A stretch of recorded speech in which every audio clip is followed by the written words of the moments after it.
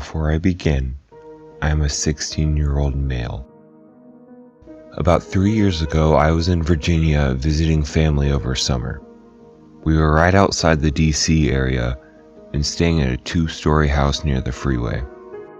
On the other side of the freeway was a forest, so my mom, her boyfriend Eric, and I were all staying with Eric's parents.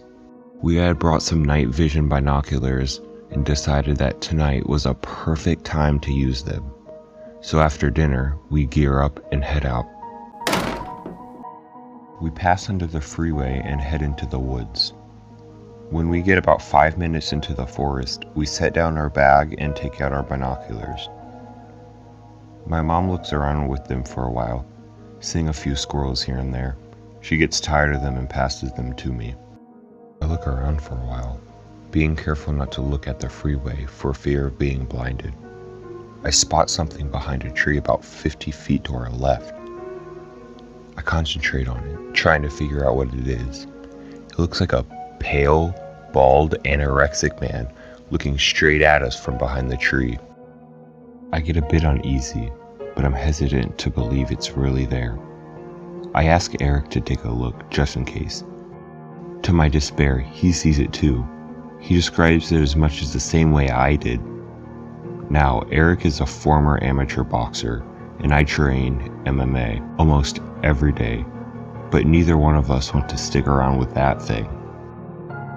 We start heading back to the house, crossing under the freeway. We take another look behind us as a car comes by. All three of us see glowing eyes lit up by the headlights on the other side of the freeway. We booked it all the way back to the house. When we get back, Eric's parents are asleep and my mom and Eric go upstairs to the guest room. There's only one guest room, so I have the couch downstairs. I'm a little too excited after seeing that thing in the woods, so I end up staying up all night. Around 3 a.m., I'm watching TV and I start hearing footsteps above me. I immediately remember our earlier encounter and panic a little. I try to calm down and tell myself, it's just one of the dogs or maybe someone who couldn't sleep. I keep hearing the footsteps for a while until I hear the doorknob jiggle. I find it weird that they're trying to open a locked door, but try to ignore it. They stop, walk around for a few more minutes, and then it's quiet again. I stay up until the sun starts coming up, and then pass out.